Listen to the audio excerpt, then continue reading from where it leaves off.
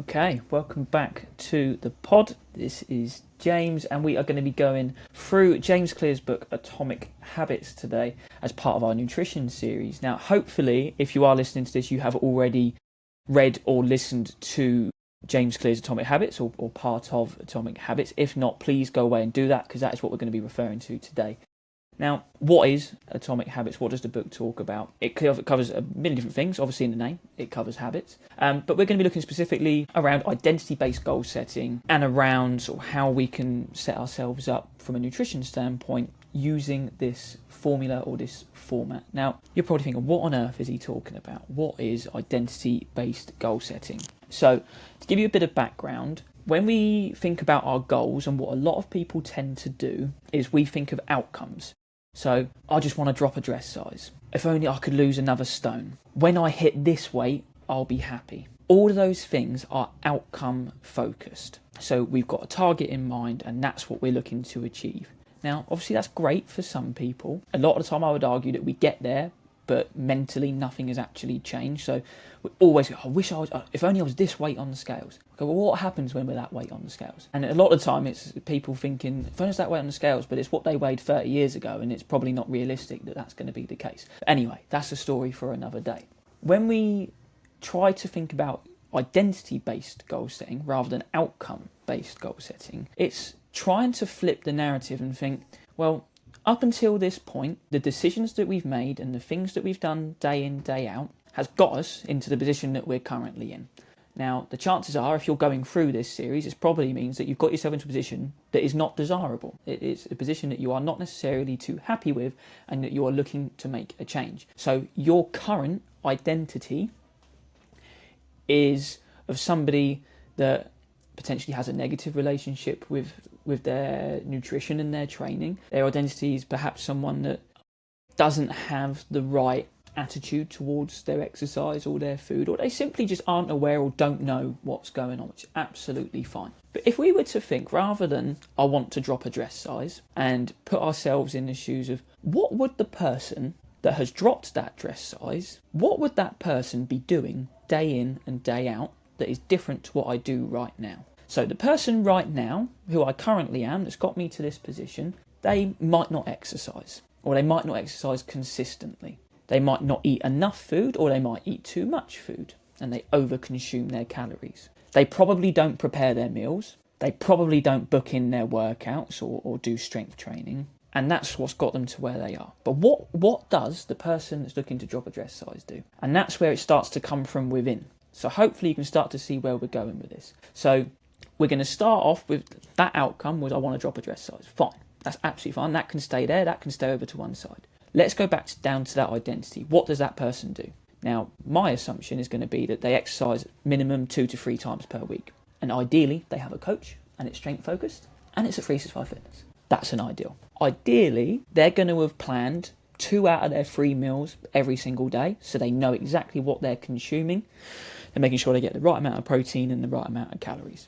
They're probably going to be sort of pre-planning their bag with their workout gear in, so that when they finish work, they can go straight to the gym without having to go home and sit on the sofa for 5 minutes. They may have a good sleep routine, and they don't have their screen on an hour before bedtime. And you can start to see, what would that person do? What are they doing? What's that identity? And that's what I always want you to ask yourself is, what would that person do? Or what would that version of me do, which is more important? I like the phrase, and I heard this a long time ago, of kill your clone. So every day when you get out of bed, you're trying to kill that previous version of yourself. What would that person do? And what is this new version of me going to go and do? So you can start to see where the identity piece is going with this. I've just used a really common one of dropping a dress size, but it could be anything. It could be, I don't know, I'm looking to reduce my back pain. And you're like, okay, well, what does the person that doesn't have back pain do?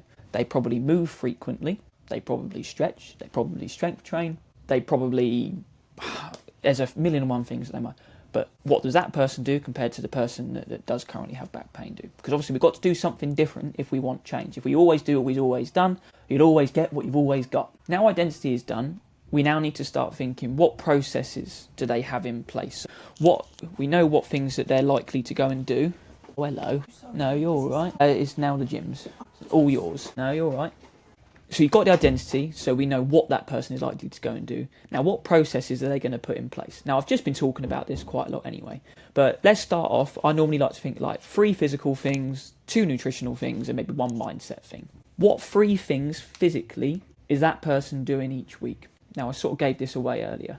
The process they've got in place is that they have booked in their strength training sessions 2 to 3 times per week, because we know that's going to put us in that more desirable identity.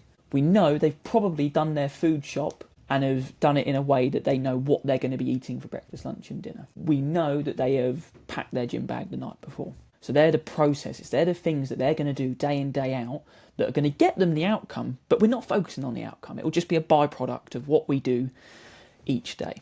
And that's what James Clear talks about in Atomic Habits. The core idea for it is that small, consistent changes compound into remarkable results. Focusing on that 1% better every single day, rather than really lofty, ambitious goals, is going to set us up for sustainable change over a long period of time, rather than getting a fast result that doesn't stick. I'll quickly whiz through what he talks about for the 4 laws of behaviour change, because that's obviously what we're trying to achieve. So if you're trying to change a behaviour to something that's more desirable, you need to make it really obvious and easy for you to be able to do so. So you're adapting and changing your environment to promote healthy choices. Now, I gave an example of this in our most recent cohort of most of you that work in an office. When you go and make your tea, or someone makes a tea, or you go in the office and it's a birthday, you can always guarantee that there is going to be chocolate, cake, sweets, crisps lying around. So that environment is obviously not desirable. I mean, it tastes nice, but it's not desirable from a health perspective. I would encourage you to be the game changer. What would happen if you just swapped out those chocolate cakes and crisps for a fruit bowl? You could even ask your manager, your boss, to go and do something like this. It wouldn't cost a lot of money. Place in your route from your office to the kitchen, place the chocolate and crisps with a fruit bowl. And it's not the chocolate and crisps we desire, it is the habit of walking along and picking up whatever's there. Watch what happens. I'd love to see if someone will do this and then let me know what happens there. So we're making it really obvious and easy to promote those healthier choices. We want to make it more attractive. A lot of the time we take things away, and exercise and health is a chore, it's a negative, it's something that's not very attractive to us. So we want to try and pair these more desirable habits with something that you actually enjoy. So if you're listening to this podcast, why not be doing your food prep at the same time? Kill 2 birds with 1 stone. If you like watching your favourite series on the telly, why don't you do your online food shop at the same time? If you're taking your kids to their kids clubs and activities, why not walk the perimeter of your kids' clubs whilst they're doing it, so that you're getting steps in whilst they're doing the thing that they love and enjoy? So you're making it more attractive and more desirable rather than less desirable and less likely to do it. And you want to make it super duper easy for yourself. The easier it is, the more likely you are to do it. One thing we did a while ago was it's called the Fruit Basket, which was in Stubbington. It's a fruit and veg shop. We really wanted a roast dinner. Obviously, a roast dinner takes a lot of prep. We went in there. They already had pre-cut vegetables. They had pre-peeled and chopped potatoes. We could go in and buy some meat from the butcher next door. We'd taken all of the difficulty or the obstacles out of having our roast dinner because they'd done it already for us. So I just removed a hurdle. We could put it all in at once, and then we still had our roast dinner. So if you can, you want to make it as easy as you can.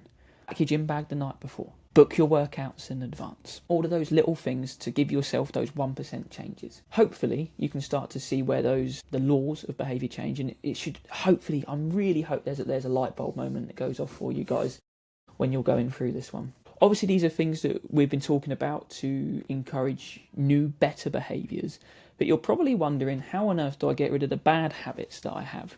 Now, if you'd listened to a previous episode, you'd know that you can't necessarily forget your habits, but what we can do is try and rewire your brain. So, I mean, the obvious thing when it comes to removing some of your bad habits, so is to make it invisible. So if you know that your downfall is to eat chocolate, crisps and sweets, or to have a bottle of wine at the end of the week, more than likely it's going to be a stress or an emotion-related cue. Remove it. Don't buy it in the food shop. If you're the one who has control of your food shop, remove it and don't buy it. If your husband, if your partner, if your kids really want, they can go and buy it. That's absolutely fine. But you're taking that away. Because even if you buy it and put it in the back of the cupboard, subconsciously you know it's at the back of the cupboard. So eventually you will cave and you'll go and get it. So just make it invisible. You want to then make it less attractive. So in the last episode, we talked about alcohol and all of the side effects and the negatives that come along with consuming alcohol consistently or a lot of at once. If we know that consuming alcohol is going to be bad for us and we're going to make bad decisions and we're going to feel rubbish ultimately the next day, remind yourself of that before you do it. So actually, is having that going to be a benefit to me?